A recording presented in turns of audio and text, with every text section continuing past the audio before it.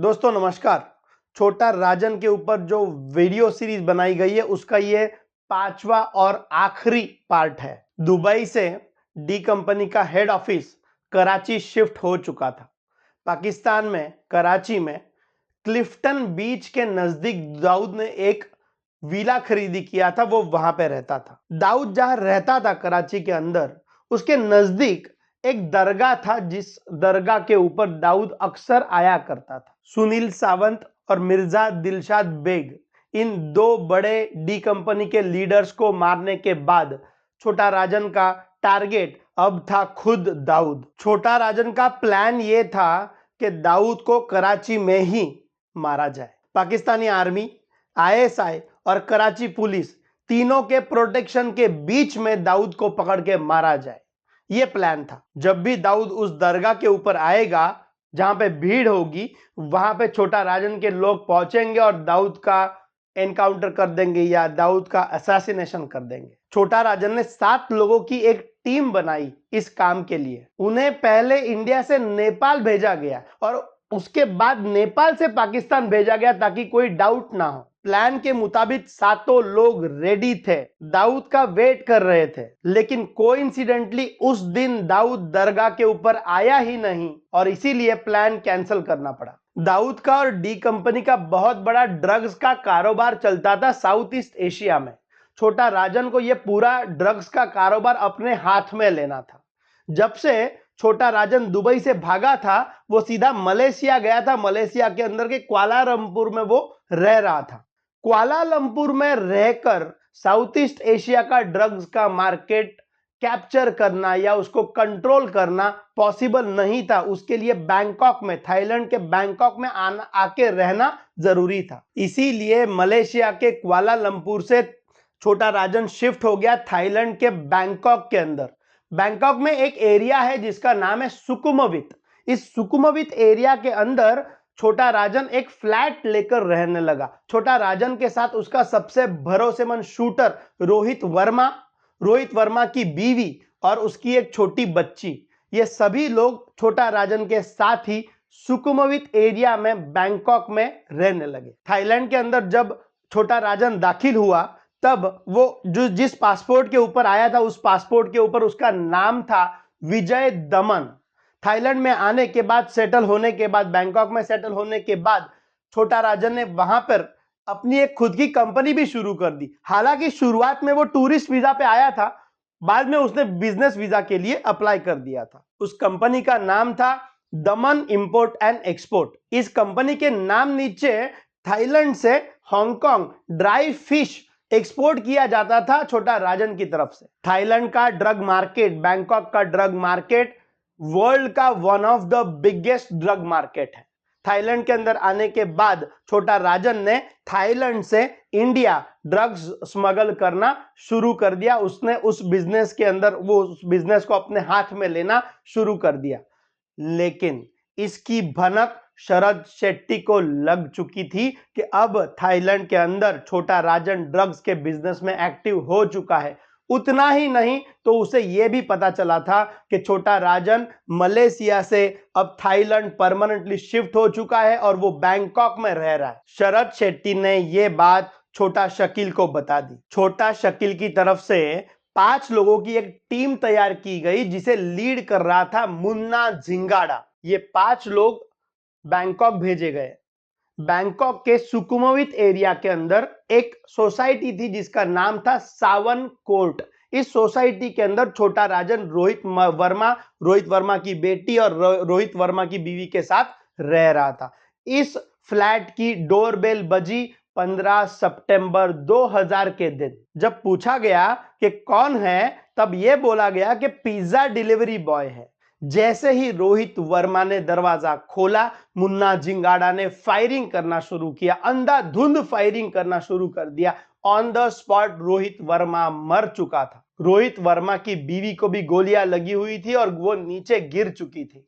ये जो फ्लैट था, ये ड्यूप्लेक्स फ्लैट था। तो जहां पे डोरबेल बजी थी, that was the ground floor, और उसके बाद और एक फ्लोर था उसी फ्लैट के अंदर, और इस फ्लोर के ऊपर छोटा राजन बैठा हुआ था।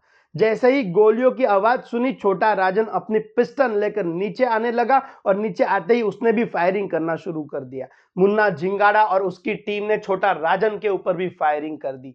छोटा राजन के हाथ में, पेट में और एक पैर में गोलियां लगी हुई थी। उसके पिस्टन के अंदर की गोलियां खत्म हो चुकी थी। अगर छोटा राजन वहां रुकता तो उसकी मौत तय थी और इसीलिए छोटा राजन भागकर वापस फर्स्ट फ्लोर पे गया। पूरी टीम मुन्ना झिंगाड़ा की फर्स्ट फ्लोर पर आने लगी थी।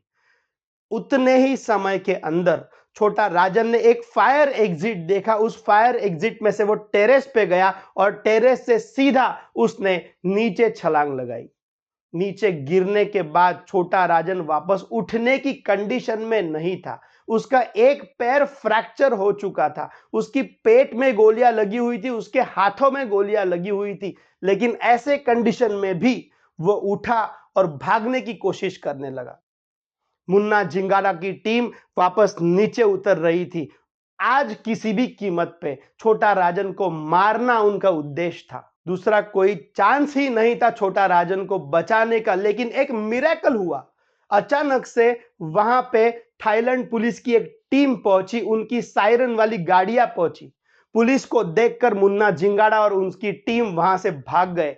पुलिस ने राजन को अरेस्ट कर लिया। राजन की जान बच गई। छोटा राजन घायल था, इसीलिए थाई पुलिस ने उसे एक हॉस्पिटल में एडमिट करवाया। सुकुमवित एरिया के अंदर एक हॉस्पिटल है जिसका नाम है समिति वेज हॉस्पिटल। यह हॉस्पिटल आज भी वहां पे है। इसी हॉस्पिटल के 4th फ्लोर के ऊपर एक रूम के अंदर छोटा राजन को एडमिट करवाया गया था। छोटा राजन बहुत अच्छे से जानता था कि वो उस हॉस्पिटल में सेफ नहीं है। उसे मारने की दोबारा कोशिश की जाएगी और थाई पुलिस के होते हुए भी उसका बचना मुमकिन शायद ना हो पाए और इसीलिए जल्दी से जल्दी छोटा राजन को उस हॉस्पिटल से निकलना था। लेकिन उसकी कंडीशन इतनी खराब थी कि वो वहां से निकल नहीं पा रहा था। 24 नवंबर सन 2000 का यह दिन था, यानी कि जिस दिन छोटा राजन के ऊपर अटैक हुआ था वहां से लेके करीब करीब 2.5 महीने बाद, 2.5 महीने तक छोटा राजन उसी हॉस्पिटल के अंदर था और 24 नवंबर 2000 की रात को छोटा राजन के दो अपने लोग जिनसे उसने कांटेक्ट किया हुआ था, वो लोग उसे वहां छुड़ाने आ गए। संतोष शेट्टी और भारत नेपाली, ये दो लोग थे, छोटा राजन के लोग थे जो उसे छुड़ाने के लिए आए थे। संतोष शेट्टी की एक पहचान की चाइनीज लड़की थी। ये चाइनीज लड़की प्रोफेशनल माउंटेनियर थी, प्रोफेशनल ट्रेकर थी। उसको ट्रेकिंग बहुत अच्छे से आता था। उसके पास ट्रेकिंग का पूरा गियर अवेलेबल था, पूरे इक्विपमेंट्स अवेलेबल थे।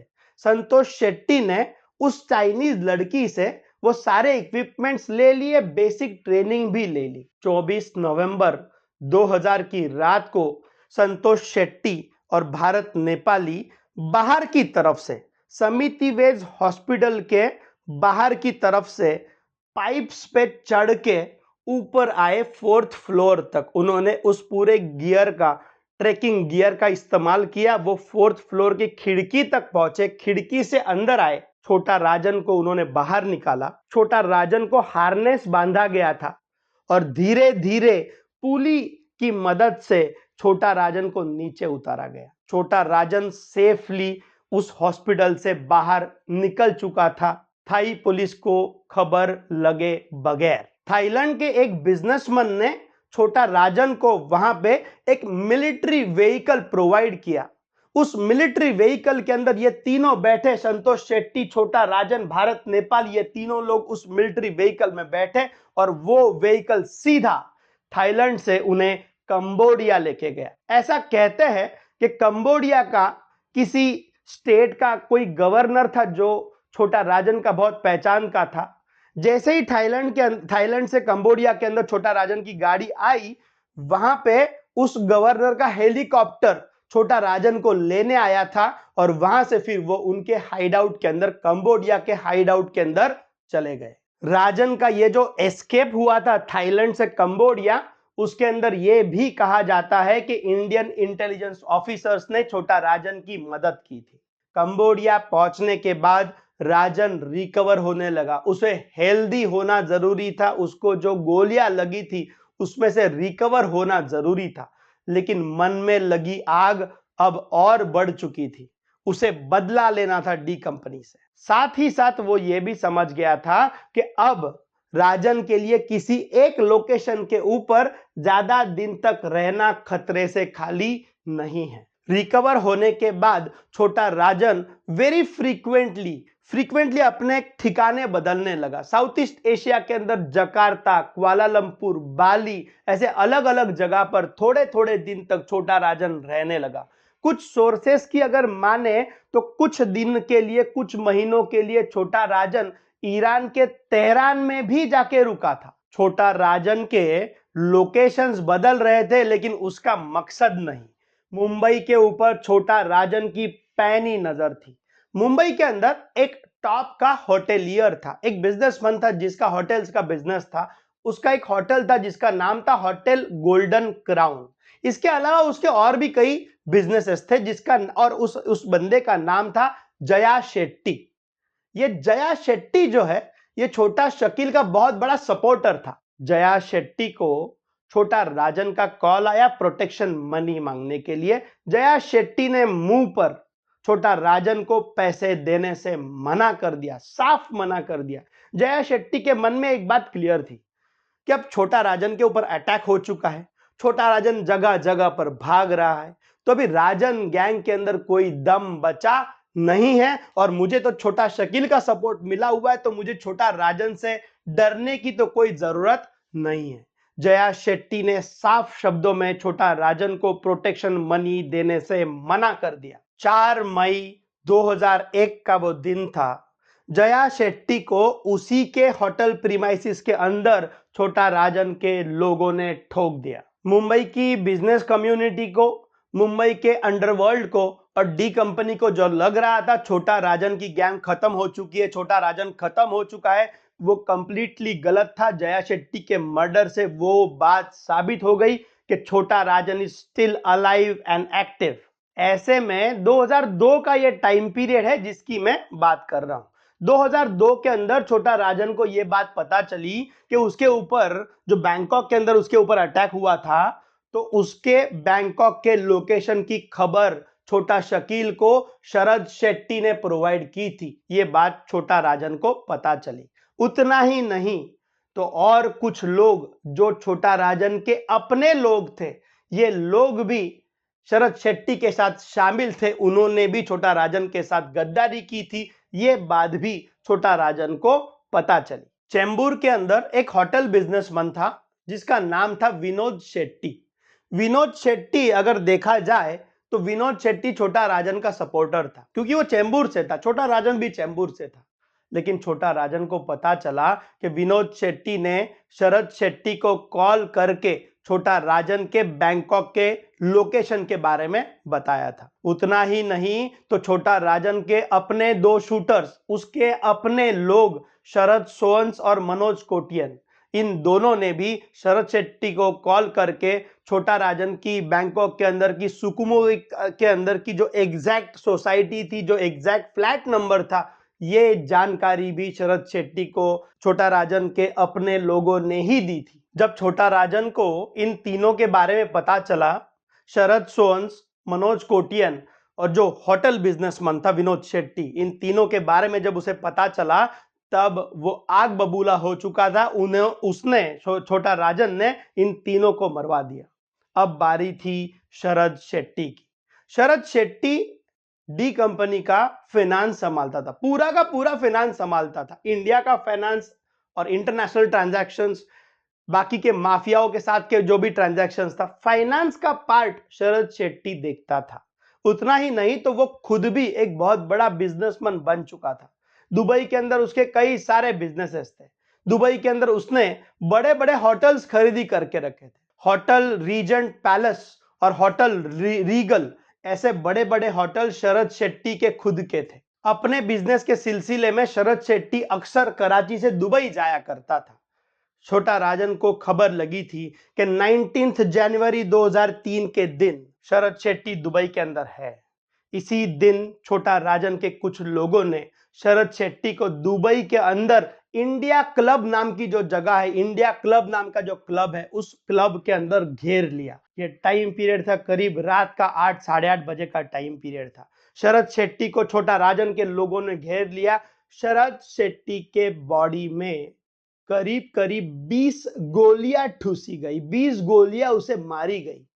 शरद शेट्टी ऑन द स्पॉट खत्म हो चुका था। दोस्तों, शरद शेट्टी कितना इंपॉर्टेंट था डी कंपनी के लिए, यह उस बात से पता चलता है कि जब ये न्यूज दाऊद को और छोटा शकील को मिली कि शरद शेट्टी को छोटा राजन ने मरवा दिया है, छोटा शकील ने दैट पॉइंट, इसके पहले तो कई बार बहुत सारे लोगों को मरवा दिया था, राइट, लेकिन उस पॉइंट के ऊपर शरद शेट्टी को जब मारा गया तब छोटा राजन ने सौगंध खाई थी कि चाहे जो हो जाए वो पूरी की पूरी राजन गैंग खत्म कर देगा। जब शरद शेट्टी को मारा गया 2003 के अंदर, इस टाइम पीरियड के बाद छोटा राजन को अब ये फील होने लगा था कि उसे किसी स्टेबल लोकेशन की जरूरत है। कितने दिन तक वो कुछ दिनों के अंदर बार बार अपना लोकेशन बदलते रहेगा, और इसीलिए उसने अपना एक इंडियन पासपोर्ट बनवाया जिसके ऊपर छोटा राजन का नाम था मोहन कुमार।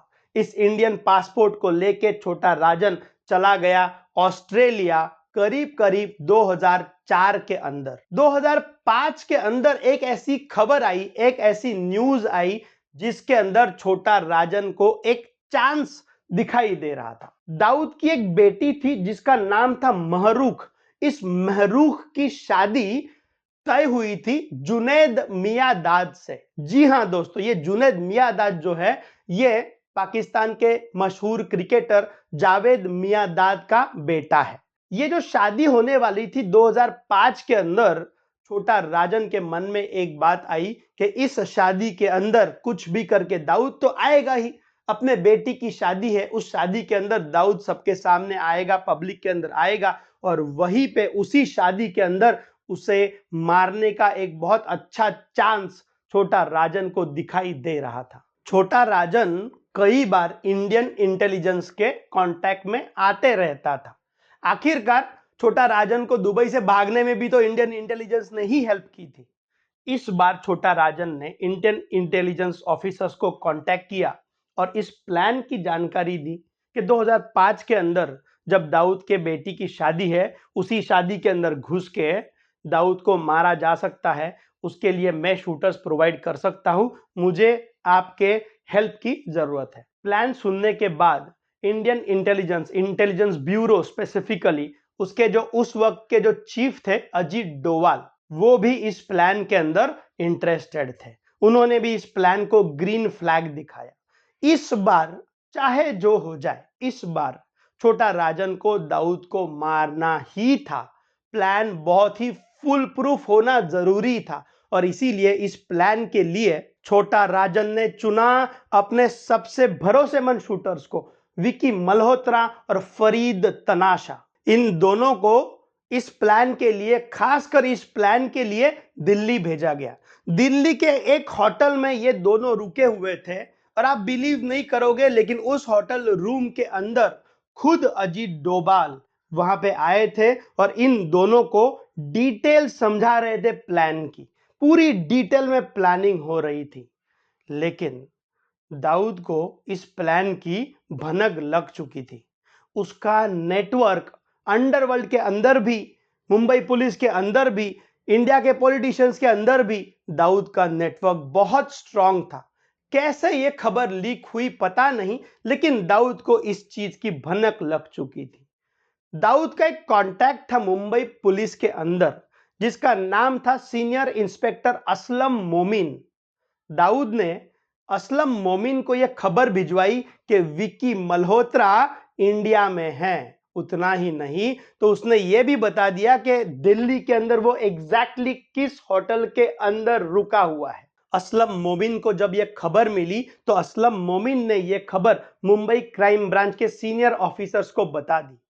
उस वक्त मुंबई क्राइम ब्रांच की ज्वाइंट कमिश्नर ऑफ पुलिस थी मीरा बोरवणकर। मीरा बोरवणकर के निगरानी में एक ऑपरेशन प्लान किया गया, क्योंकि मुंबई पुलिस विक्की मल्होत्रा को कई सालों से ढूंढ रही थी। उसके खिलाफ अरेस्ट वारंट भी निकल चुका था। मुंबई के deputy commissioner of police Dhananjay Kamlakar और असलम मोमिन, इन दोनों को दिल्ली भेजा गया विकी मल्होत्रा को अरेस्ट करने के लिए। जिस होटल के अंदर विकी मल्होत्रा और फरीद तनाशा बैठे हुए थे, जिस होटल रूम के अंदर अजीत डोभाल उन्हें प्लान समझा रहे थे, उसी वक्त, एग्जैक्टली उसी वक्त मुंबई पुलिस के धनंजय कमलाकर और असलम मोमिन ने उस रूम के ऊपर छापा मारा। जैसे ही वो रूम के अंदर घुसे, उन्होंने विकी मल्होत्रा को अरेस्ट कर लिया। खुद अजीत डोभाल वहां पे मौजूद थे।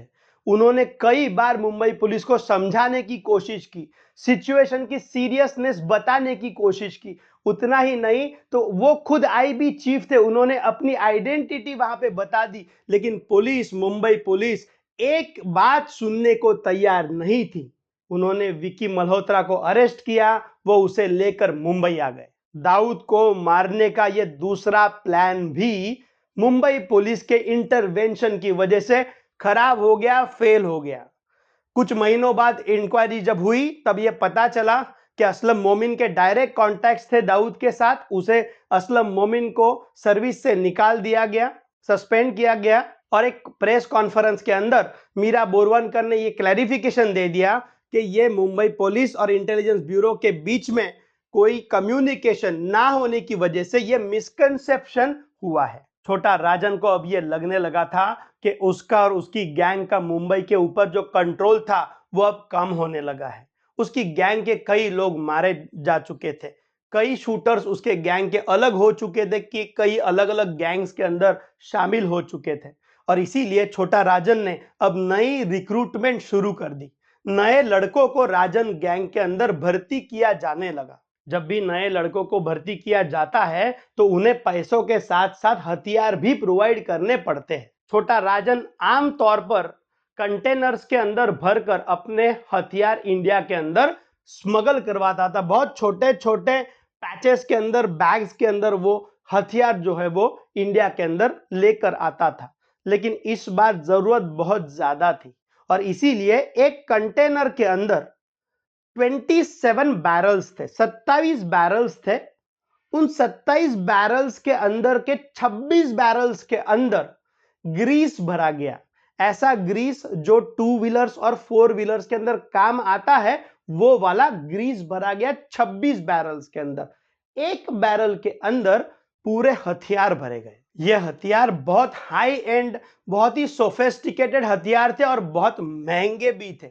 पिस्टन्स जो थे वो वेबली एंड स्कॉट और कोल्ट जैसी कंपनियों के पिस्टन्स जो है उसके अंदर भरे गए थे। जानबूझकर बाकी के 26 बैरल्स के अंदर ग्रीस भरा गया था ताकि हथियारों का पता किसी को ना लग सके। यह कंटेनर जेएनपीटी के पोर्ट पे पहुंच चुका था। जेएनपीटी के ऊपर एक सुपरवाइजर था जिसका नाम था मुकुंद पटेल। इस मुकुंद पटेल को सेट किया गया था, उसे मैनेज किया गया था राजन की तरफ से, ताकि ये जो उसका कंटेनर है वो सही सलामत राजन के आदमियों तक पहुंच सके। मुंबई क्राइम ब्रांच के एक ऑफिसर थे जिनका नाम था प्रदीप शर्मा। प्रदीप शर्मा एनकाउंटर स्पेशलिस्ट के नाम से जाने जाते थे।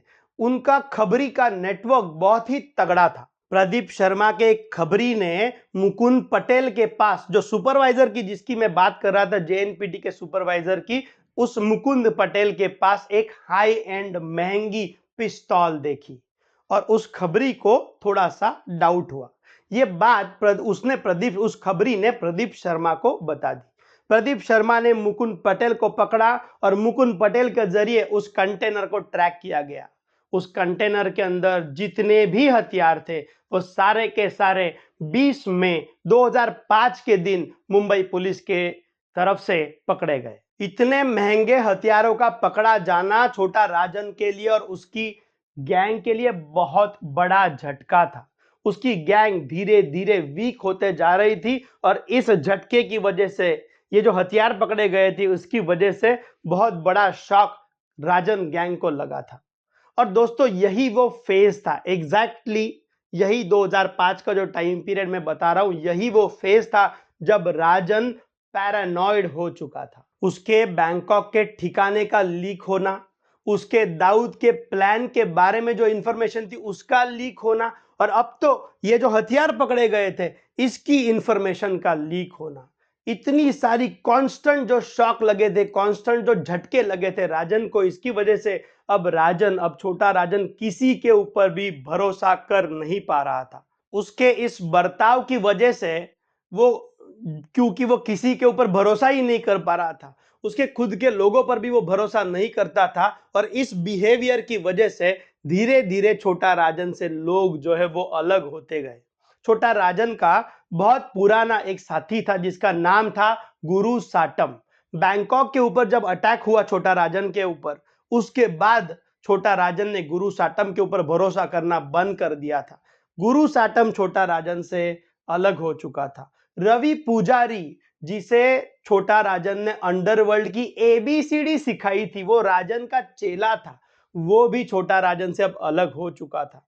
बात यह थी, जब भी कोई बड़ा आदमी छोटा राजन से अलग होता था तो जाते वक्त वो अपने कुछ शूटर्स भी साथ में लेके जाता था, और इसीलिए राजन की गैंग दिन ब दिन कमजोर होते जा रही थी। आम तौर पर छोटा राजन का काम करने का तरीका बहुत ही मैच्योर्ड था। आखिरकार एक जमाने में छोटा राजन हिंदुस्तान की सबसे बड़ी अंडरवर्ल्ड गैंग चलाता था, सिंगल हैंडेडली चलाता था, तो उसके काबिलियत के ऊपर तो कोई डाउट ही नहीं था। लेकिन अब जो सिचुएशन आई थी, जो छोटा राजन की जो गैंग वीक हो रही थी, तो इस सिचुएशन के अंदर अब छोटा राजन एक मौका ढूंढ रहा था, ऐसा एक मौका जिससे वो अपनी गैंग रीबिल्ड कर सके, जिससे वो अपनी खोया हुआ अपना करिश्मा वापस हासिल कर सके। ऐसे में ही छोटा राजन को एक खबर मिली।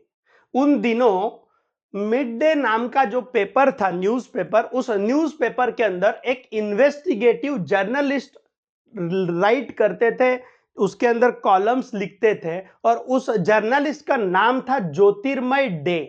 ज्योतिर्मय डे ने कई सारी चीजें, कई सारे कॉलम्स, कई सारे राइटअप्स मिड डे के अंदर लिखे थे छोटा राजन के खिलाफ।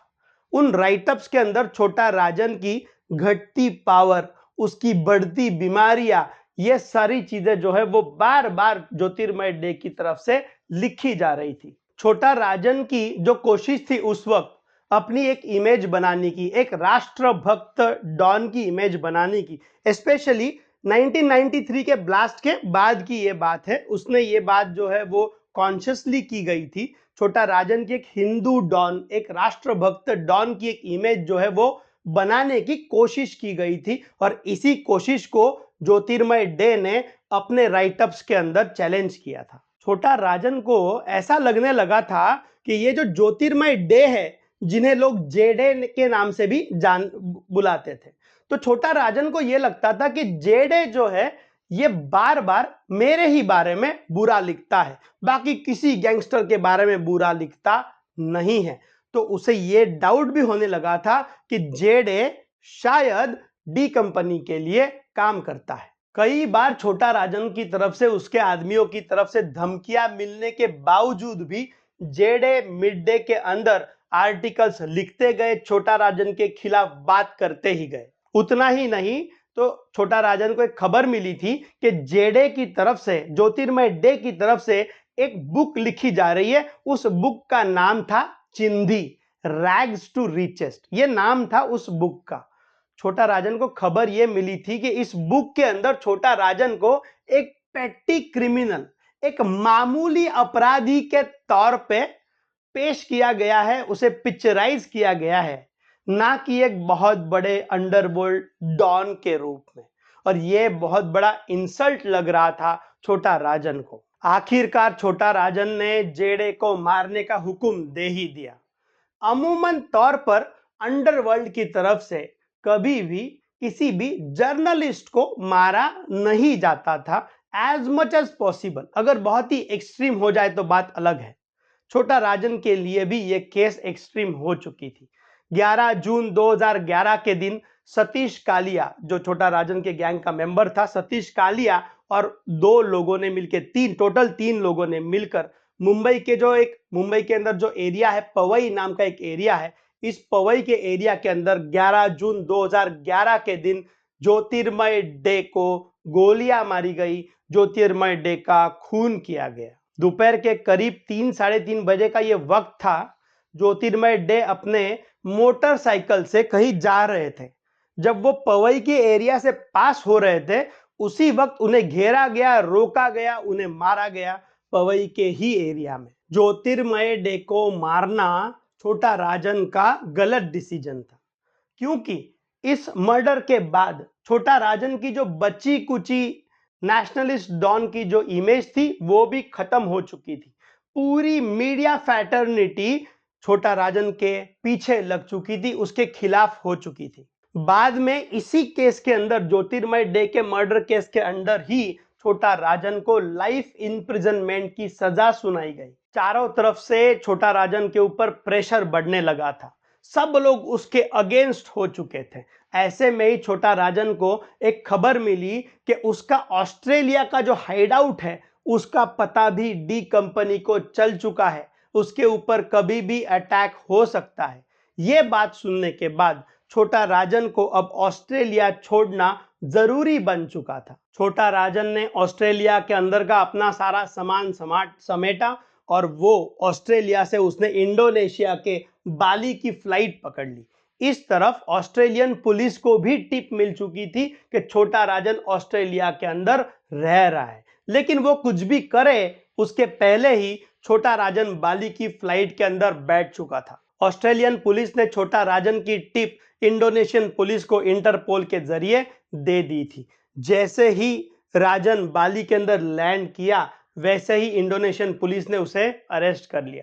यहां पर इंटरेस्टिंग बात, देखने वाली बात यह है कि इंडोनेशियन पुलिस छोटा राजन को अरेस्ट कर ही नहीं पाती।